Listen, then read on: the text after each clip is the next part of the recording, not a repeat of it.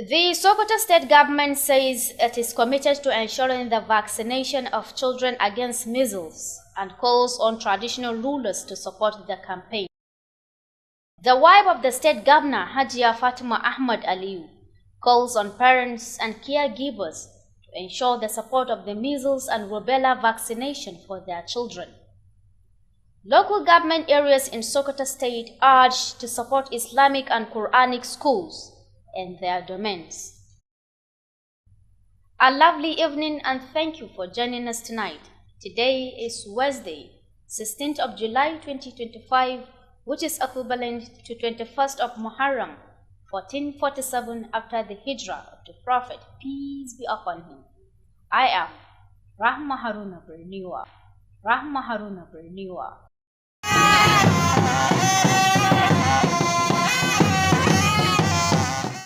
Governor Ahmad Aliyu Sokoto has called on traditional religious leaders, health and community leaders to support the measles rubella vaccine exercise.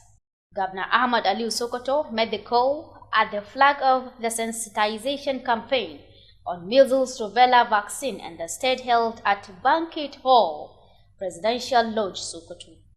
Nazir Al-Hajisani has more on the story. The Deputy Governor said that it will ensure the attainment of the set objectives. The Deputy Governor said measles and rubella are highly contagious diseases that can cause deafness, blindness, heart defects, brain damage and even death in children. Alhaji Idris Govir, however, said the measles rubella vaccine provides safe and effective protection. He assured the government of its continued investment in immunization programs and enhanced access to essential health care services. Alhaji Idris Govir thanked the development partners for their support and health care services in the state. I urge all the parents, guardians, and our mother who caregivers of our children to ensure that our children aged 9 months to 15 years receive this vaccine during the campaign. Vaccination not only protect our children but also strengthen our economy and ensure better health care system in the state. In her remarks, the First Lady of the state, Dr. Fatima Ahmad Aliyu, appealed to wives of chairmen of local government council to extend the sensitization program in their respective areas. Dr. Fatima Ahmad Aliyu said this is aimed at ensuring that all eligible children receive the vaccines. Let us work together to make this campaign a success. Let us ensure that every child in Sokoto State has access to the measles rubella vaccine and is protected from measles and rubella. To the parents, caregivers and community leaders, I urge you to spread the word about the importance of the measles rubella vaccine. Highlights of the occasion were the signing of the agreement letter between the state government and the Northwest Zonal Coordinator Siwins. Naziru Al-Hajisani, Alu TV News. As part of efforts to protect children from preventable diseases, the First Lady of Sokoto State, Hajia Fatima Ahmad Aliyu, has called on parents and caregivers to embrace the upcoming measles and rubella vaccination schedule for October 2025. This was disclosed during a one-day sensitization program on measles and rubella vaccine, which was presided over by the Governor of Sokoto State, Ahmad Aliyu. Health correspondent Aisha Abdullahi Aminu has more. The wife of the Governor of Sokoto State, Hajia Fatima Ahmad Aliyu, emphasized the importance of the measles and rubella vaccine for children. Speaking at a sensitization event, Hajia Fatima urged caregivers to ensure that children are vaccinated when the campaign begins in October 2025. Hajia Fatima, who spoke to both as a mother and a leader, highlighted that the initiative aligns with the state government's commitment under the administration of Governor Ahmad Aliyu to safeguard the health and well-being of its citizens. She noted that the vaccination targets children aged 9 months to 14 years. Let me assure you that the Sokoto State government, led by my husband,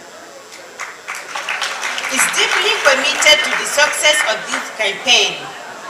As part of our renewed agenda, we have placed the health and well-being of our citizens, especially our children, at the forefront of our priorities. We recognize that our children are the future leaders of our states, and their safety is our top concern.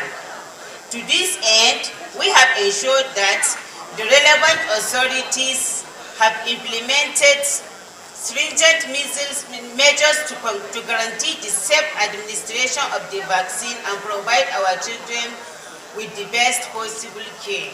The Commissioner for Health, Dr. Faruk Umar Abubakar, noted that measles remains a significant public health concern and stressed the need for continuous awareness to protect lives. Dr. Faruk expressed gratitude to the state government and development partners for their unwavering support in enhancing healthcare delivery and changing lives positively. Excellency, let me make it clear that the enormous support of your administration has making the Ministry of Health to deliver its mandate, especially on the area of immunizations, that has moving positively. And I want to state clearly that Her Excellency, her present here, being her a champion of fighting of maternal and infant and mortality, is a clear testimony of your visionary leadership. And that's why today she's here personally to plug up the sensitization campaign because of her desire to ensure that our children remain healthy.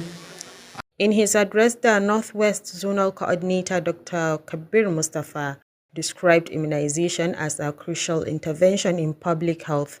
He warned that failure to vaccinate could lead to severe health complications, including heart-related issues, deafness, lung infection, disabilities, among others. It is essential that we expand this program to include the rubella vaccine, for rubella is similar to measles, thus establishing a strong defense against the two critical health threats facing our children, measles and rubella. This dual approach not only tackles the ongoing challenge of measles in our communities, but also safeguards our children from the serious repercussions associated with rubella. A key highlight of the event was a technical session that focused on the dangers of the measles and rubella virus and the importance of community engagement before the official launch of the vaccination campaign in October. Dignitaries at the event included the Deputy Governor of Sokoto State, Secretary to the State Government, the Speaker of the State House of Assembly, Commissioners, Special Advisors, Executive Secretaries, Directors of the Ministry of Health, representatives of development partners, the Sultanate Council and members of the Ulama. They all pledged their support towards the successful implementation of the upcoming vaccination campaign. Aisha Abdullahi Aminu, Alu TV News. The Sokoto State House of Assembly held a special prayer session to express condolences on the passing of former Nigerian President Muhammadu Buhari. Our legislative correspondent Jamilu Musa Maishanu reports that the special prayer was summoned by the Speaker of the Sokoto State House of Assembly, Honorable Tukur Bala Bodenga. His report. Those who led the prayer include Honorable Abubakar Shamaki Yabo, member representing Yabo constituency, and Honorable Buhari Halliru of Sokoto North 1, as well as Honorable Atiku Liman Gande, the member representing Silame.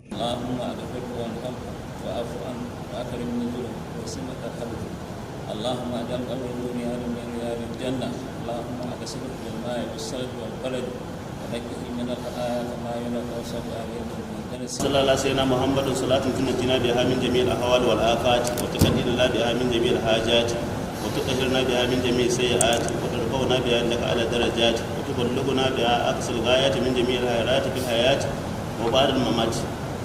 After the prayers, the Assembly approved a 2-day recess on Wednesday and Thursday. The motion for the recess was moved by the Majority Leader Honorable Bello Idris Chimola, Gwadabawa East, and seconded by the Minority Leader. As you have just seen, this Honorable House has agreed to conduct a special prayer for the late Muhammadu Buhari, the former president of Nigeria, who died last Sunday and was buried in his hometown Daura yesterday Tuesday. Similarly, as you have just seen, the House has agreed to suspend its plenary for today, Tuesday, and for today, Wednesday, and tomorrow, Thursday, in honor to observe the mourning period of the late president. Ultimately, the Assembly approved the 2-day break to mourn the passing of the former president. Jamilu Musa Maishanu, Alu TV News. And don't forget you are watching Alu TV News transmitting from Sokoto, the seat of the Caliphate. You can also view us on our social media handles at Alu TV on YouTube channel, while on our Facebook page, you can view us at Alu TV News. You can also download our mobile application on the Play Store by searching Alu TV and watch our previous programs or watch us live while the program is running. The news will continue. Has attached greater importance to promoting Islamic activities across the state.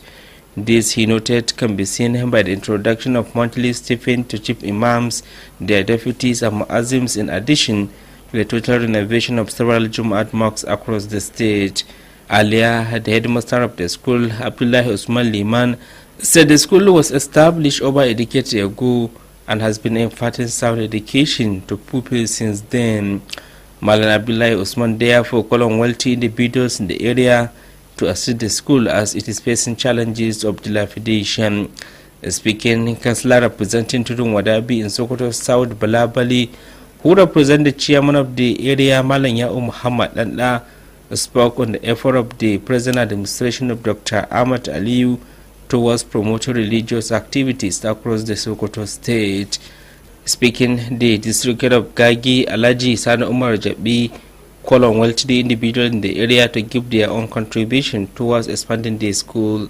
Highlight of the occasion were the presentation of certificates to the graduates, recitation from the glorious Quran and prophetic traditions, among others.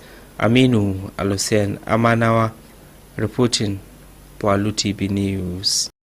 Local government councils and the state have been urged to give their own contribution to the development of Islamic and Quranic schools and their respective local government councils. Executive Secretary of the Arabic and Islamic Education Board, Ahmad Baba Altini, threw the challenge when he led directors of the board for an inspection visit to Madrasatul Salahu Ahlul Salihi at Gidan Salihu, Lahodu in Wurna local government, in continuation of his assessment visit to Islamic and Quranic schools across the state. Once again, education correspondent Amin Al-Hussein Amanawa reports. Alaji Ahmad Baba Altini said doing so will complement the effort of the state government in that direction. The executive secretary said he was at the school to see things for himself, the condition and the challenges confronting it for the state government's intervention. Forward their problems to the governor. What we are doing in Ministry of Basic Education is that we always want to submit evidence-based report. We don't want to say repair this place. We come with a video, so you see it and you agree with us that those people need help. There are so many of children that they are reading outside. It's time for rainy season now, and the Islamic education is part of the 9-point agenda of the governor. So I'm sure, inshallah, something will be done. Inshallah. Speaking the school of Basia, Malan Ibrahim said the school was created by Malan Podio, the father of Sheikh Osman Podio, over 300 years ago. According to him, since then, the school has been operated by his descendants. He therefore called on the state government to come to the aid of the school, as it is currently in a serious state of dilapidation. Malan Ibrahim used the medium to thank the executive secretary and his entourage for the visit and his concern for the development of the school. Meanwhile, the executive secretary made a stopover at the Wurno local government secretariat, where he presented Islamic registration forms to the vice chairman of the area, Faisal Ibrahim Al-Kamu, with the registration of Quranic schools in the area. Speaking during the visit, Ahmad Baba Altine called on the local government council to intensify efforts to improve Musabaka activities in the area. Responding, the Vice Chairman of the area, Faisal Ibrahim Al-Kamu, thanked the Executive Secretary and his team and assured the local government's readiness to support all Islamic activities in the area. Aminu Al-Hussein Amanawa reporting for Alu TV News. And that is all we can take for today. But before we go, here are the main points again. We told you earlier that the Sokoto state government said it is committed to ensuring the vaccination of children against measles and call on traditional rulers to support the campaign. Also heard that the wife of the state governor, Hajia Fatima Ahmad Aliyu, calls on parents and caregivers to ensure the support of the measles and rubella vaccination for their children. And lastly, local government areas in Sokoto state urged to support Islamic and Quran. And that wraps up the news segment at this hour. On behalf of the news editor Bashar Abubakar and the rest of the team, I am once again Rahma Haruna Berniwa, and as always, thanks for letting us be a part of your day.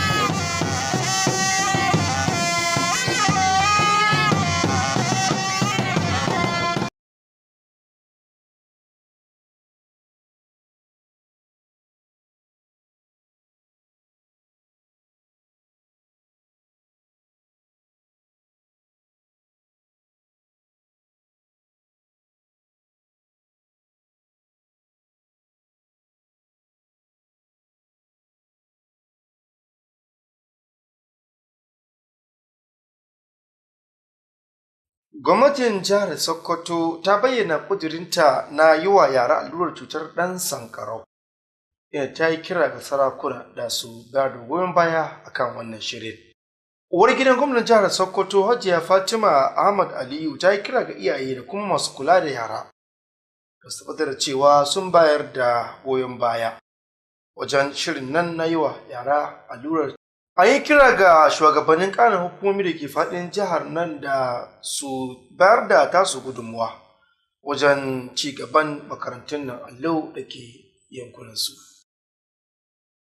Jama'a assalamu alaikum, barka da kasancewa tare da labaran Alu TV. Yau dai muna Laraba 16 ga watan Yulin shekarar 2025 wanda ya tamka da kwanaki 21 ga watan Muharram hijira ta annabi Muhammad sallallahu alaihi wasallam daga birnin Makka zuwa Madina 1447.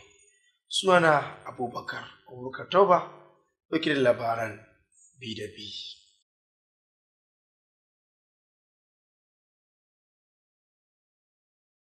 Gwamnan jihar Sokoto Ahmad Aliyu ya yi kira ga sarakuna, malaman addini, shugabanni da kuma ma'aikatan lahiya haɗi da shugabannin al'umma da su bayar da goyon baya domin samun nasara wajen gudanar da shirin. Gwamnan Aliyu dai ya yi wannan kira ne yayin ƙaddamar da shirin wayar da kan al'umma taron da ya gudana a ɗakin taro na Bauket da ke a gidan tarbin shugaban ƙasa da ke fadar gwamnatin jihar Sokoto.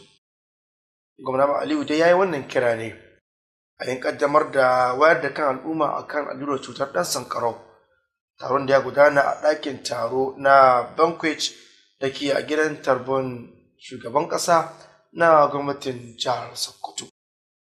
Naziru Al-Lisani na da cikon.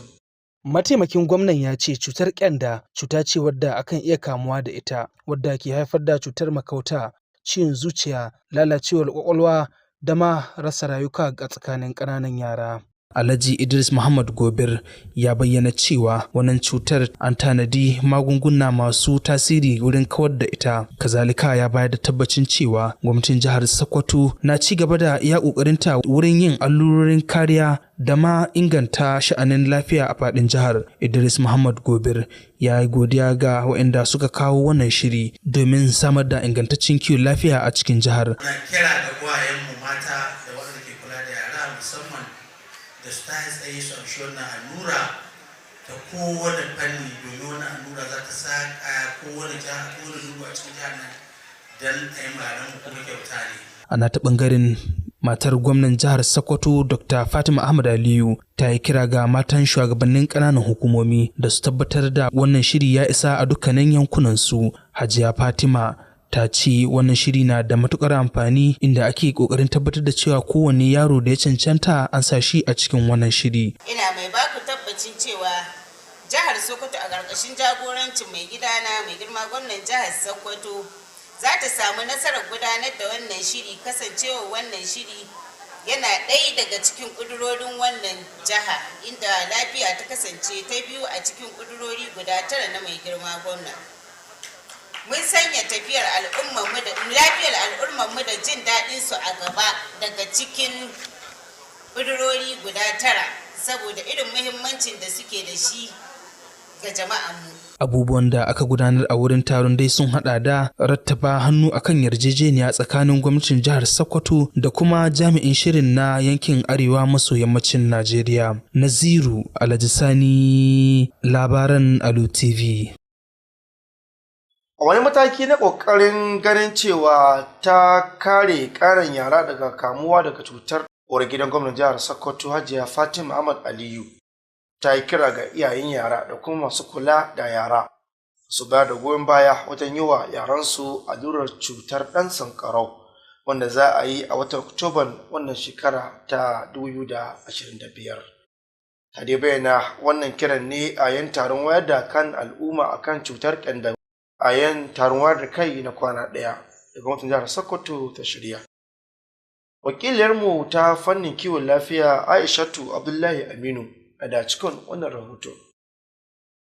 Mai ɗakin gwamnan jihar Sokoto Hajiya Fatima Ahmad Aliyu ta jaddada muhimmancin rigakafin cutar ƙyanda da ma makamancin shi, wato cutar rubella ga yara. Yayin jawabi a wurin taron wayar da kan, Hajiya Fatima ta buƙaci iyaye da masu kula da yara da su tabbatar da cewa an yi wa 'ya'yansu rigakafin, yayin da shirin zai fara a watan Oktobar shekarar 2025. A matsayinta na uwa kuma jagora, Hajiya Fatima ta ƙara da cewa wannan shiri yana da alaƙa da ƙudurin gwamnatin jihar Sokoto ƙarƙashin jagorancin gwamna Ahmad Aliyu wajen kare lafiyar al'umma da walwalarsu, inda ta ce rigakafin zai shafi yara masu shekaru daga watanni 9 zuwa shekara 14. A matsayina na uwar gidan mai girma gwamnan jihar Sokoto, ina mai farin cikin kasancewa ta a wurin wannan biki mai matukar muhimmanci don ƙoƙarin tabbatar da mun kakkaɓe wannan cuta mai matukar illa ga yaranmu. Wannan rigakafin yana ba da kariya, kuma an tabbatar da ingancin shi don ba da kariya ga yara daga kamuwa da wannan cuta. Haka kuma ba wai samar da kariya kawai ba, har ma da taimakawa ga samun girman jikinsu da ganin sun cimma burinsu na rayuwa mai amfani. Kwamishinan Lafiya na jihar Dr. Faruk Umar Abubakar ya bayyana cewa cutar sankarau na ɗaya daga cikin manyan matsalolin kiwon lafiya a ƙasar.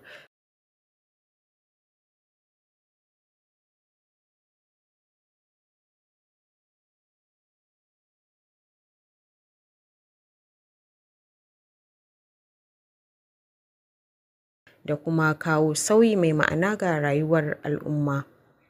Shugaban Hukumar Lafiya yankin Arewa maso Yamma Dr. Kabir Mustapha ya bayyana cewa yin allurar rigakafi na ɗaya daga cikin manyan hanyoyin daƙile yaɗuwar cututtuka a cikin al'umma. Ya gargaɗi cewa ƙin yin rigakafin na iya janyo matsaloli masu tsanani kamar ciwon zuciya, kurmancewa, matsalar numfashi da ma rasa wasu sassa na jiki. Suna ɗaya daga cikin allurar rigakafi na yau da kullum. Wannan cutar tana ɗaya daga cikin abin da ke addaba, especially waɗanda muke ce ma women child bearing age, waɗanda lokaci ana ba su ita kafin su samu ciki. saboda wannan cutar ta rubella tana ɗaya daga cikin cutar da take addaban mata idan suka samu contact na rubella kenan za su samu wani syndrome wanda aka ce ma congenital rubella syndrome.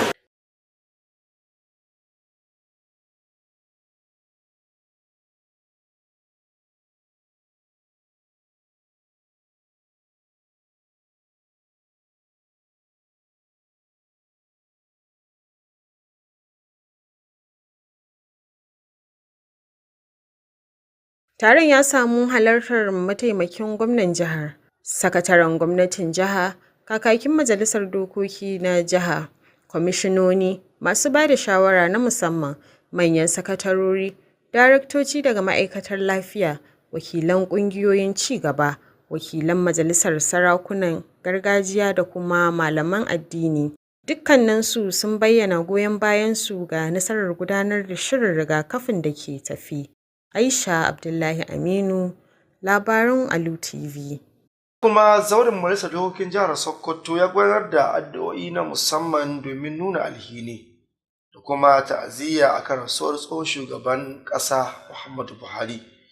Wakilinmu na zauren majalisar jihar Sokoto Jamilu Musa mai shanu a rahoton mana cewa kakin majalisar ne Umar Tukur Bulabo Dinga da jagoranci wannan addu'ar. Ga rahoton nashi. Waɗanda suka jagoranci addu'o'in sun haɗa da Honorable Abubakar Shamaki Yabo, ɗan majalisa mai wakiltar mazaɓar Yabo, da Honorable Buhari Halliru na Sokoto ta Arewa ta ɗaya, tare da Honorable Atiku Liman Gande, ɗan majalisar da ke wakiltar mazaɓar Silame. Bayan kammala addu'o'in, majalisar dokoki ta amince da hutun kwana biyu na ranakun Laraba da Alhamis.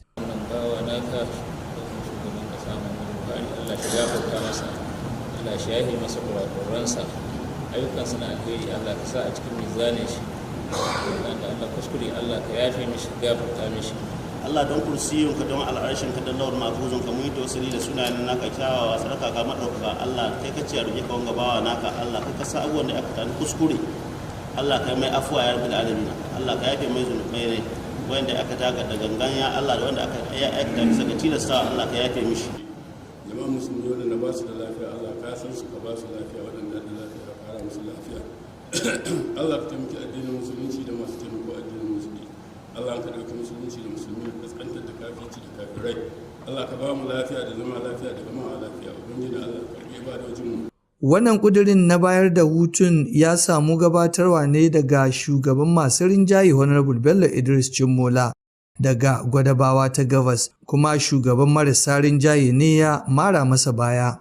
Karin bayani kamar yadda kuka gani yanzu, ba dagewa kawai muka yi ba, mun yi mai addu'a ta musamman, wanda ke mutum uku sun gabatar da addu'a na Ubangiji Allah ya ji kanshi. Na biyu, kamar yadda kuka gani, wannan gida ko kuma in ce wannan house ya ɗage zamane na yau da kuma zamane na gobe, duka dai domin a ɗan yi zama makoki in ono ko kuma don girmamawa ga shi late ko kuma in ce marigayi President Muhammadu Buhari. A ƙarshe, majalisar ta amince da hutun kwanaki biyu domin jimamin rasuwar tsohon shugaban ƙasa. Ƙarshen rahoton kenan. Jamilu Musa mai shanu, labaran Alu TV. Jama'a kada ku sha'afa waɗannan labaran na zuwa muku daga nan gidan talabijin na Alu TV da ke jihar Sokoto. Za ku da iya kasancewa da mu a shafukanmu har zumunta ta hanyar lalabo Alu TV a shafinmu na YouTube ko kuma Alu TV News a shafinmu na Facebook. Haka ma za ku iya saukar da manhajarmu ta Alu TV ta hanyar lalubar Alu TV a manhajar Play Store domin kasancewa da shawararmu su gabata ko kuma inda muke yi kai tsaye. Yanzu kuma labaran za su ci gaba. Ayyukan addinin musulunci za su ci gaba da gudana a ƙarƙashin jagorancin gwamna Ahmad Aliyu Sokoto. Ɗan majalisar dokokin jihar Sokoto mai wakiltar Sokoto ta Kudu ta biyu, wato Mustapha Abdullahi Dos ne ya bayyana hakan yayin gudanar da walimar sauka Alƙur'ani mai girma ta ɗalibai 40 a makarantar Sufi da ke unguwar Minnata a nan jihar Sokoto. Wakilinmu na fannin ilimi Aminu Hussein Amanawa na kan layi da cikin wannan rahoto.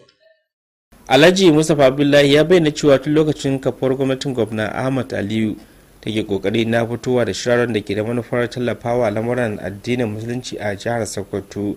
Wannan kowa a cewar sa sun hada da dawo da kudaden alawus da ake bayarwa ga limamai, na'ibai da kuma masu taimakawa, baya ga ci gaba da gyaran masallatan yin juma'a da gwamnatin jihar Sokoto ke aiwatarwa. Ya zo cikin lokaci sanin kowa na basar da gwamnatin jiha ke yi a ƙarƙashin jagorancin mai girma gwamna Dr. Ahmed Aliyu Sokoto na ƙara yada addinin musulunci, taimaka ma addinin musulunci, mallamai da limammai da na'ibai da hadda masu kiran sallah.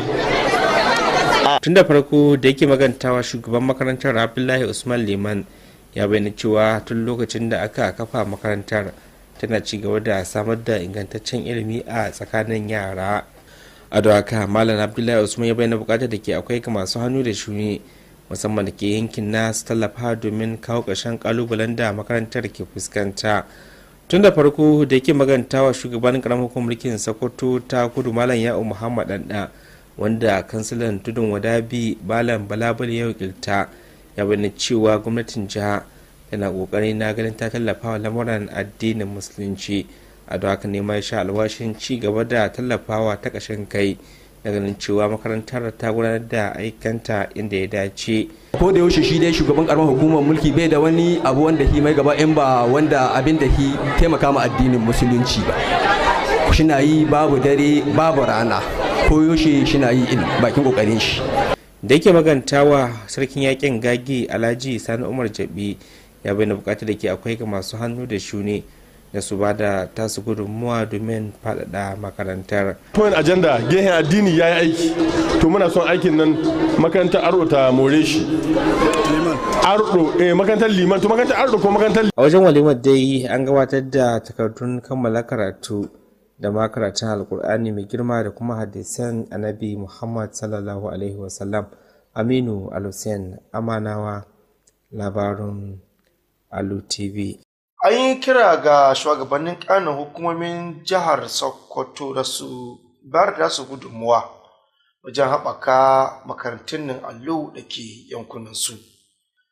Babban sakatare a hukumar kula da ilimin larabci ta jihar Sokoto ne Ahmad Baba Altine ya bayyana wannan kiran yayin da jagoranci ayarin larabtocin da ke hukumar yayin gudanar da ziyarar dubiya a makarantar Salahu Ali Salahi da ke gidan Salahu a ƙaramar hukumar mulkin Wurnu da ke jihar Sokoto, a wani yunkuri na cigaba da ziyarar da yake yi a makarantun allo a faɗin jihar nan.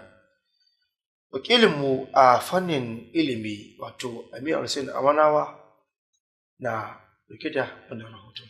Alhaji Ahmad Baba Altine ya bayyana cewa majalisun ƙananan hukumomi suna iya aiwatar da hakan domin mara baya ga ƙoƙarin gwamnatin jiha a wannan ɓangaren.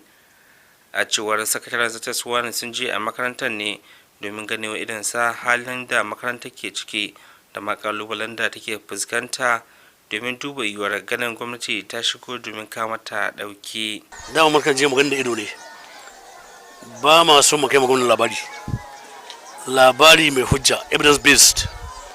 In zaka abu kamar gwamnati to kaka take ce a don Allah gyaru a ta da yan jarida da bidiyo a dauko don shigari da kai ne ya tabbatar da mutanen suna son taimako. Shi ne tsarinmu.